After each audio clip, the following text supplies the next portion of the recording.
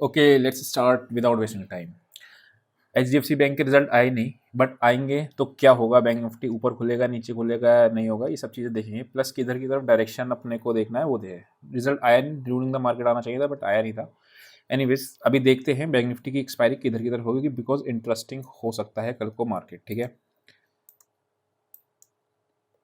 अगर मैं बात करता हूँ, यहाँ से स्टार्ट होता है अपना। ठीक है, पूरा दिन आपका साइडवेज रहा, क्या रहा? ऊपर आपका और नीचे दोनों साइड के थे, और बीच में आपका रेंज में रहा। ठीक है, हमने एक ही ट्रेड लिया था निफ्टी में, जिसमें टारगेटेड हुआ था, और बाकी साइडवेज रहा था, तो कॉस्ट टू कॉस्ट ही निकल गए थे। ठीक है, अभी मैं आपको बताऊं कि निफ्टी हमने सेल क्यों की थी, 22,100 पे सेल की थी हमने। निफ्टी क्यों की थी मॉर्निंग में, उसका अभी निफ्टी की एनालिसिस जब करेंगे तो आपको रीजन बताऊंगा। ठीक है, अभी आते हैं हम लोग बैंक निफ्टी से स्टार्ट करते हैं। ठीक, सबसे पहले आपको क्या दिख रहा है? यहाँ पे एक बुलिश कैंडल है, ये वाली कैंडल्स के बाद।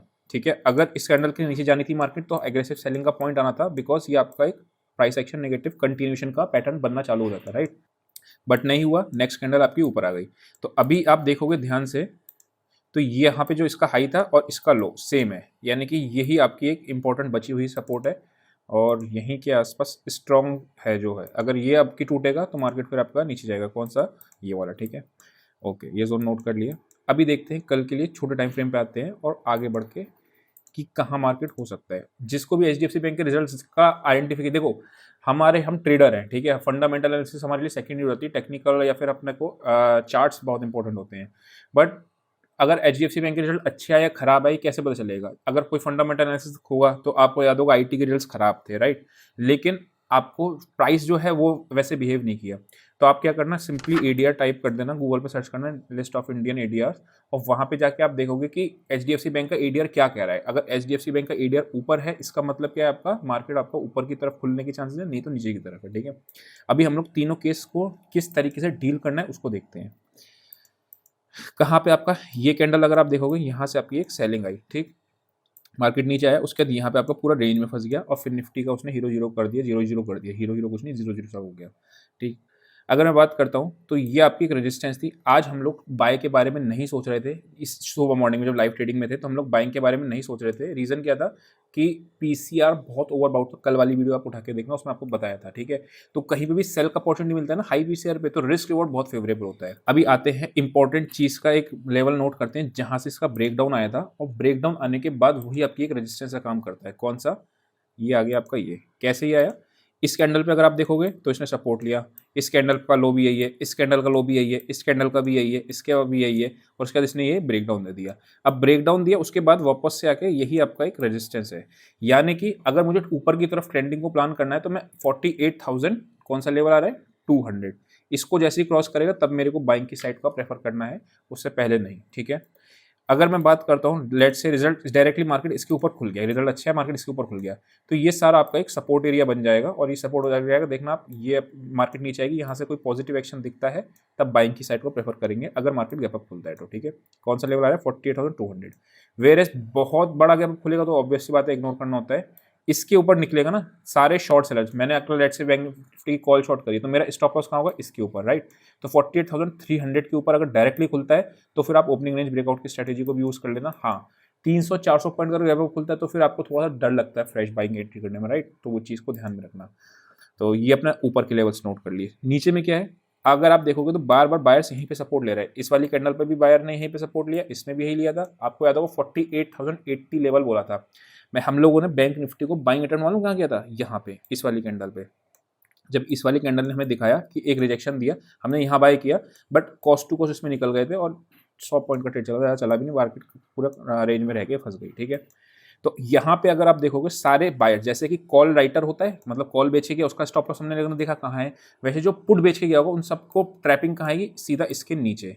तो यानी अगर मेरे को 48,060 के नीचे आएगा तो थोड़ा सा पेन क्रिएट होगा, फिर नीचे की तरफ कहाँ तक? यहाँ तक, एंड देन अपना 48,7,400 500 का लेवल तो बहुत इंपॉर्टेंट सपोर्ट है ही है। ठीक है, तो 2 लेवल नीचे के हम लोगों ने नोट कर ली। कल ओपन कहाँ होता है ना, दैट इज वेरी इंपॉर्टेंट। और वैसे भी एचडीएफसी बैंक का रिजल्ट है तो आपको पता चल जाएगा। अगर आपका एचडीएफसी बैंक का एडीआर 1 से 2% के अंदर मूव कर रहा है ना, तो दैट मीन्स फिर मार्केट में बहुत ज़्यादा रिजल्ट का इम्पैक्ट जो है वो देखने को शायद ना मिले। क्यों? बिकॉज 1-2% में कुछ होगा नहीं एचडीएफसी बैंक के, राइट।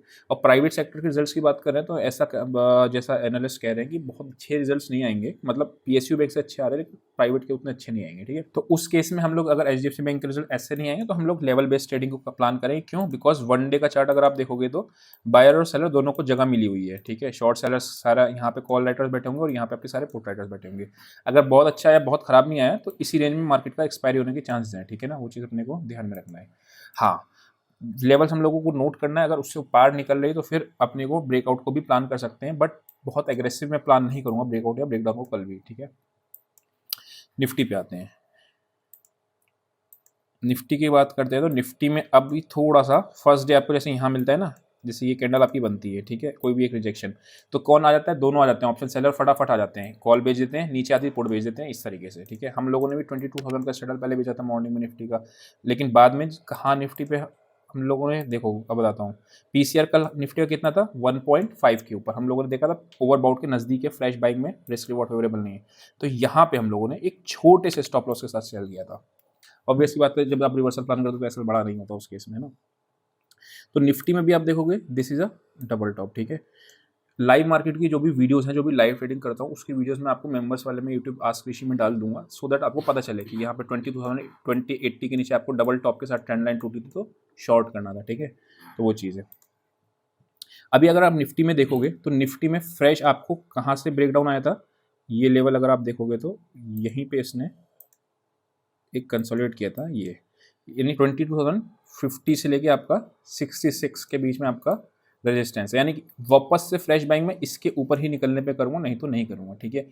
अगर मार्केट आपका गैप डाउन खुलता है ना, तो यहाँ पे कॉल लेटर्स ऑलरेडी है जो एग्रेसिव है, ठीक है। मैंने भी कॉल शॉर्ट करके मेरे पास पड़ी हुई है कि यहाँ पे जब तक मुझे कोई टेंशन नहीं, जब तक इसके ऊपर नहीं निकलेगी, राइट।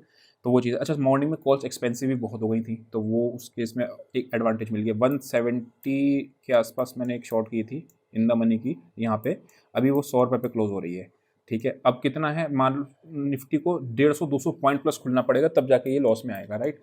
तो वो सारे कॉल लेटर जो बैठे हैं यहाँ पे, वो सारे को टेंशन ही नहीं है, राइट। तो वो चीज़ है। तो अगर मुझे यहाँ नेगेटिव एक्शन मिलता है तो मैं शॉर्ट की तरफ जाऊँगा, या यहाँ पे अगर मार्केट यहाँ नहीं खुलता और यहाँ नेगेटिव एक्शन बना के फिर नीचे आता है तो शॉर्ट की साइड जाएंगे, राइट। नीचे कहाँ पे बाइंग आएगी? ये आपका डबल बॉटम है जहाँ से इसका बाय आया था, और यहीं पे आपका ये स्ट्रॉन्ग सपोर्ट है, यानी कि मुझे नीचे के लेवल्स कौन से मिले हैं? 21,920 का एक इंपॉर्टेंट लेवल जहाँ से मुझे पॉजिटिव एक्शन को देखना है। दूसरा लेवल मेरे लिए कौन सा इंपॉर्टेंट है? 970 के आसपास का, जो ये आपका इसका लो है, तो यहाँ पे पॉजिटिव एक्शन देखना है। अगर किसी भी कारणवश 21,920 कटता है, उस केस में थोड़ा सा वो आपको कॉल जो पुट राइटर्स या पीछे से जो प्रॉफिट लेके बैठे हुए हैं यहाँ पे, ये थोड़ा सा पैनिक क्रिएट करना शुरू कर देंगे। उस केस में थोड़ा सा ध्यान में रखना कि अपने को 1910 के नीचे कोई भी पॉजिटिव एक्शन मिलता है ना, कल के लिए बाइंग के लिए इंटरेस्टेड नहीं होगा, फिर छोड़ दूंगा ट्रेड को। ट्रेड मिस हो जाएगा तो हो जाएगा, कोई दिक्कत नहीं है। क्यों? बिकॉज लॉजिक क्या है? सिंपल, कि जितने भी पुराने बायर्स हैं वो सब अभी प्रॉफिट में बैठे हुए हैं। यहाँ पे क्या है, ये गिरावट क्यों आई है? ये जो आपकी गिरावट दिख रही है, ये वाली, ये गिरावट क्यों आई है? बिकॉज यहाँ से जो लोग लेके बैठे होंगे वो एकदम पैनिक हुए। क्या ये वाले लोग पैनिक होंगे? यहाँ वाले ट्रेडर्स नहीं होंगे पैनिक, राइट। तो उनको कोई दिक्कत ही नहीं है। तो जब तक मार्केट इस लेवल के ऊपर है, मार्केट में दिक्कत वाली बात नहीं है। और ऑप्शन राइटर, कॉल सेलर और पुट सेलर, दोनों को आपको क्या मिल गया है? कुशन मिल गया है। जो यहाँ पे का सेल आपका ये हुआ, तो ये आपकी एक रेंज मिल गई, कौन सी? अभी फिलहाल के लिए बड़ी, ठीक है। तो दोनों तरफ प्लान करना, लेवल बेस्ड ट्रेडिंग आप ही चलेगी। ब्रेकआउट ब्रेकडाउन के मैंने पॉइंट सारे आपको बता दिए हैं, ठीक है। बैंक निफ्टी में ऊपर कौन सा पॉइंट आपका 48, बड़ा वाला शॉर्ट कवरिंग कहाँ पे ट्रिगर होगी? 48,500 के ऊपर, ठीक है। वो उसके ऊपर अगर सस्टेन करनी शुरू होगी सेकंड हाफ में, तो आपको बड़ी शॉर्ट कवरिंग के लिए होगा, मतलब 49,000 के आसपास का फिर आपको दिखने को, मतलब इतना बड़ा भी हो सकता है। क्यों? बिकॉज बहुत ज़्यादा रेजिस्टेंस हिट किया था लास्ट टाइम बैंक निफ्टी ने, अब उसको उतना इंपॉर्टेंस नहीं रहा, ठीक। फटाफट से ऑप्शन चेन पे चलते हैं, और ऑप्शन चेन पे एक बार डेटा देख लेते हैं कि मार्केट में ओपनिंग कहाँ पे दिख रही है, ठीक है। वीडियो को लाइक नहीं किया तो वीडियो को लाइक कर दो, बिकॉज क्या होता है उससे आपको पता ही है। अगर आप देखोगे, अब डेटा पे आते हैं, ठीक है, बिकॉज वहाँ तो हमने चार्ट्स पे सारे पॉइंट्स देख लिए, लेवल्स वगैरह सब चीज़ें देख ली, बट डेटा पे अगर आप देखोगे तो एग्रेसिव कॉल लेटर्स कहाँ गए हैं? 21,000 2100 पे और 50 पे, यानी कि एनीथिंग अबव 22,100 ओपन होगी तो कॉल राइटर्स को दिक्कत में आने वाली है। फिर उसके इसमें आप ओपनिंग रेंज ब्रेकआउट की स्ट्रेटेजी लगाना, ये सारे कॉल राइटर आपके ट्रिगर हो जाएंगे। ऑब्वियस सी बात है, जो मैंने भी शॉर्ट करी भाई फटाफट कॉल काटने आऊँगा जो भी रेट मिलेगा, राइट। सेम चीज़ क्या है, 22,000 की अगर आप पुट देखोगे तो यहाँ से आपके पुट राइटर्स भागे हैं 4 लाख, 5 लाख, 6 लाख, यानी कि ओपनिंग निफ्टी में खराब दिख रही है। क्यों? क्योंकि आपका ये बैठे हैं खराब। अब बहुत से लोग आपका कॉल बाय करके होंगे तो वो नीचे कहेंगे कि नहीं मार्केट बहुत तेज भागेगा, बहुत से लोग पुट बाय करके होंगे वो कहेंगे हाँ मार्केट बहुत गिरेगा। बट अपने को जो जो चीज़ें दिख रही हैं अपने को वो ट्रेड करना है, ना कि अपने को अपने मन से कुछ भी परसेप्शन बनाना है, राइट।